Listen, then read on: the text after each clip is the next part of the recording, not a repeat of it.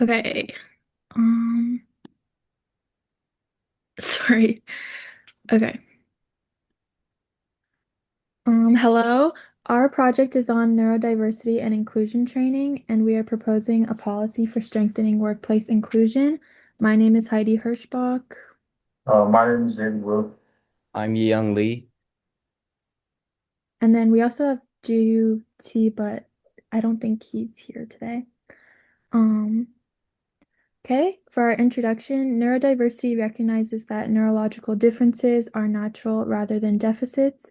There are no single way, correct ways for people to think, learn, and process information. Over the past several years, awareness of neurodiversity has grown, and employers have begun to recognize the unique strengths that neurodiverse employees bring to the workplace. Um, this, Despite this, many neurodivergent individuals continue to face barriers when applying for jobs, advancing in their careers, and feeling included in the workplace. A major challenge we addressed in our paper is that traditional hiring practices often evaluate communication and social interaction more heavily than job skills. Also, many employers are unfamiliar with workplace accommodations that can make a significant difference in helping neurodivergent employees succeed. In recent years, Maryland legislation has established and funded training and education programs to spread neurodiversity awareness. One example is Maryland's House Bill 634, which was signed into law in 2026 as part of the LEAD Act. This bill requires new and current police officers to receive training on interacting with autistic individuals. Scenarios in training include locating people who have wandered away, searching around bodies of water, using sensory-aware approaches, and more. Another example is House Bill 408, which was signed into law in 2025. This bill provides funding to the TERP Succeed program at the University of Maryland College Park, an initiative helping neurodivergent students prepare for college and careers while also giving faculty members and student mentors experience to work with such students.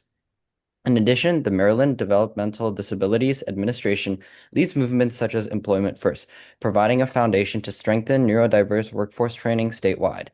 These initiatives show that Maryland recognizes the value of neurodiversity in many specific scenarios, but it is clear more needs to be done to broaden the scope of neurodiversity awareness over multiple industries.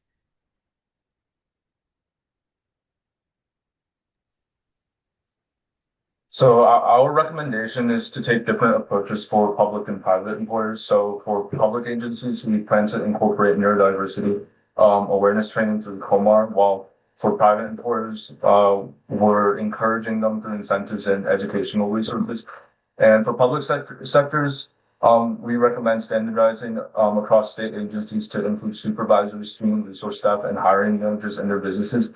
And for private sectors, we recommend them to take a customized approach as seen best by each individual agency. So things like incentive-based programs, resources, and voluntary employer guidance are some examples of what could work. So research shows that educating employers about communication differences, accommodations, and inclusive hiring practices can improve employee engagement, retention, and general workplace success.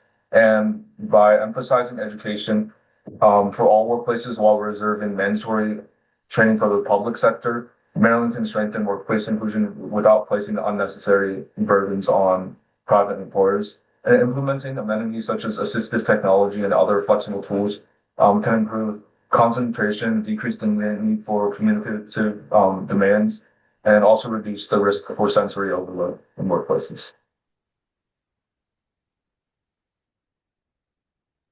Does Thank anybody have you. Yeah, questions?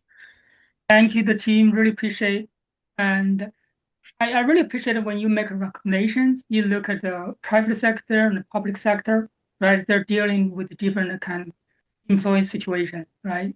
So the reason I come with this research topic is I got actually a community member who reached out to me to talk about this issue because she feels strongly about this neurodivergence issue. And for me, I didn't know this neurodivergence term actually until a few years ago when I got employee training. As you probably heard, I work with the AI, and then in our industry, we don't talk about this a lot. So during one training, I heard about the neurodivergence. I said, what's that? I heard of many other special education like terms, right? So I learned so much. I said, oh, that's something I didn't think about it, but it totally makes sense. So I really appreciate it. Your team put it everything together, and it's very well recommended policy directions. So thank you very much. Any other people have questions too?